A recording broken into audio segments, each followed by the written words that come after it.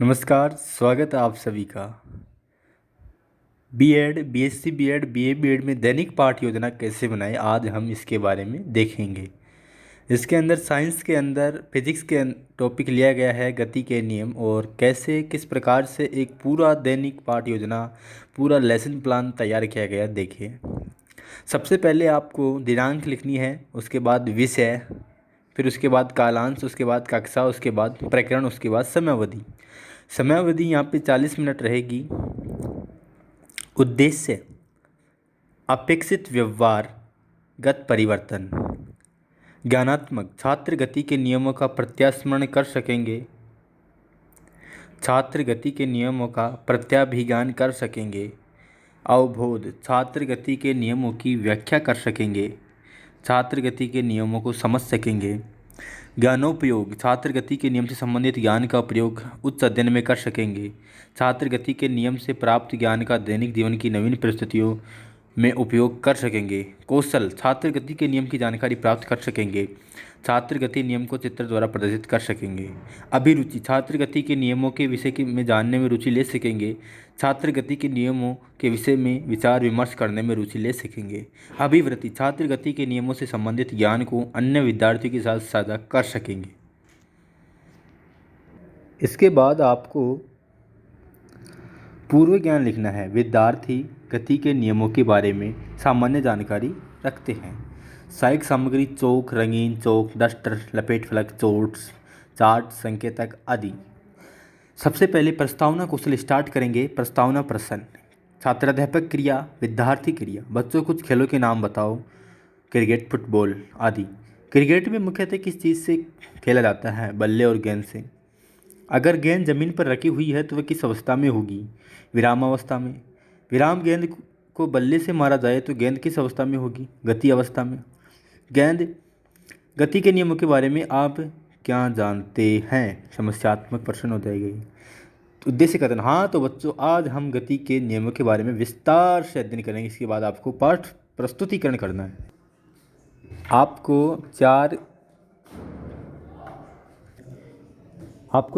खांचे बनाने इसके अंदर, और एक मतलब श्यामपट्ट कौशल का रखना है, यानी टोटल 5 हो जाएंगे, यानी श्यामपट्ट कौशल को भी शामिल कर लिया जाएगा। तो सबसे पहले शिक्षण बिंदु, छात्राध्यापक क्रिया, विद्यार्थी क्रिया, विधि प्रविधि और श्यामपट्ट सारांश। विकासात्मक प्रश्न करना है। सबसे पहले, एक चलती हुई कार किस अवस्था में होती है? गति की अवस्था में। ये कौन सी विधि है? प्रश्नोत्तर विधि है। न्यूटन ने गति के कितने नियम दिए थे? 3। गति का प्रथम नियम क्या है? निरुत्तर। छात्राध्यापक कथन: गति का प्रथम नियम। न्यूटन की गति के प्रथम नियम को जड़त्व का नियम भी कहते हैं। इसके अनुसार यदि कोई वस्तु स्थिर अवस्था में है तो वह तब तक स्थिर अवस्था में रहेगी जब तक उस पर कोई बाह्य बल न लगाया जाए, और वस्तु गतिशील अवस्था में है तो गतिशील में ही रहेगी जब तक उस पर कोई बाह्य बल न लगाया जाए।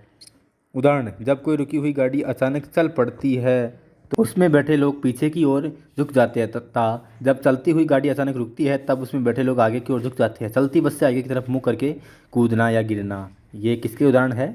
जड़त्व के नियम के। तो इस तरह से छात्राध्यापक को ये चीज़ें समझानी है। विद्यार्थी क्या करेंगे? ध्यानपूर्वक सुनेंगे, हम देखेंगे। ये कौन सी विधि है? व्याख्यान विधि। इस समय आपको बोर्ड पर यानी श्यामपट्ट पर लिखना भी है। मेन जो चीज़ें हैं वो लिखनी है। गति का प्रथम नियम, जड़त्व नियम, बाह्य बल लगाने पर स्थिति में परिवर्तन, और उदाहरण आपको लिखना है। ये टॉपिक कंप्लीट होने के बाद आपको बच्चों से पूछना है कि आपके समझ में आ गया? फिर बच्चे बोलेंगे हाँ। फिर आपको बहुत प्रश्न करने हैं 2। यदि कोई वस्तु गतिशील अवस्था में है तो वह कब तक गतिशील अवस्था में रहेंगे? बच्चे आंसर देंगे जब तक बाह्य बल कार्य ना करे। वाहनों के अचानक ब्रेक लगाने पर यात्रियों का आगे की ओर झुकना किसका उदाहरण है? जड़त्व का। न्यूटन की गति का द्वितीय नियम आ जाएगा। फिर इसके आपको क्या करने हैं? विकासात्मक प्रश्न करने हैं।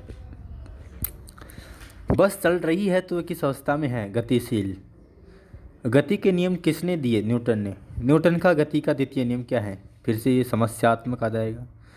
फिर छात्राध्यापक कथन होगा, अर्थात छात्राध्यापक बच्चों को समझाएंगे इस नियम के अनुसार किसी भी वस्तु के संवेग में परिवर्तन की दर उस पर लगाए गए बल के समानुपाती होती है, तथा संवेग परिवर्तन की दिशा वही होती है जो बल की दिशा होती है। न्यूटन के द्वितीय नियम को संवेग का नियम कहा जाता है, अर्थात F समानुपाती ma, F बराबर के एम ए। प्रयोगों से k बराबर 1 तो F बराबर ma, बल बराबर द्रव्यमान इंटू त्वरण। उदाहरण: क्रिकेट खिलाड़ी तेजी से आती हुई गेंद को पकड़ते समय अपने हाथों को पीछे की तरफ खींच लेता है ताकि गेंद वेग कम किया जा सके, इससे चोट भी कम लगती है। तो ये क्या हो जाएगा, व्याख्या कौशल हो जाएगा। और ये बात समझ में। इसके बाद आपको शामपट पर भी लिखना है। गति का द्वितीय नियम है और संवेग का नियम भी बोलते हैं इसे, F समानुपाती ma, F बराबर के ma। ये चीज़ें शामपट पर आपको लिखने। इसके बाद ये बच्चों से पूछना है, समझ में आया बच्चों? बच्चे बोलेंगे हाँ। फिर बहुत प्रश्न करने हैं 2, बल का सूत्र क्या है, F बराबर ma। न्यूटन के गति के द्वितीय नियम का उदाहरण बताइए। ये दोनों बहुत प्रश्न करने हैं। इसी तरह से यही फॉर्मेट लागू होगा दोस्तों। जैसे आगे है न्यूटन का तृतीय नियम है, छात्राध्यापक क्रिया है, विकासात्मक प्रश्न। पास रखी फुटबॉल को पैर से मारने पर क्या होता है, दूर चली जाती है। फुटबॉल दूर क्यों चली जाती है, गति के कारण। गति के तृतीय नियम के बारे में आप क्या जानते हैं, समस्यात्मक हो जाएगा। छात्राध्यापक कथन, इस नियम के अनुसार प्रत्येक क्रिया की बराबर विपरीत उसके विपरीत दिशा में प्रतिक्रिया होती है। न्यूटन के तृतीय नियम को क्रिया प्रतिक्रिया का नियम भी कहते हैं। उदाहरण देना है, बंदूक से गोली निकलती है तब गोली चलाने पर व्यक्ति पीछे को धक्का लगता है व्यक्ति को। नाव का गति करना, रॉकेट को अंतरिक्ष में छोड़ने पर धुआं निकलना। फिर बहुत प्रश्न करने हैं आपको, गति के तृतीय नियम का उदाहरण बताइए। गति के तृतीय नियम को और किस नाम से जानते हैं।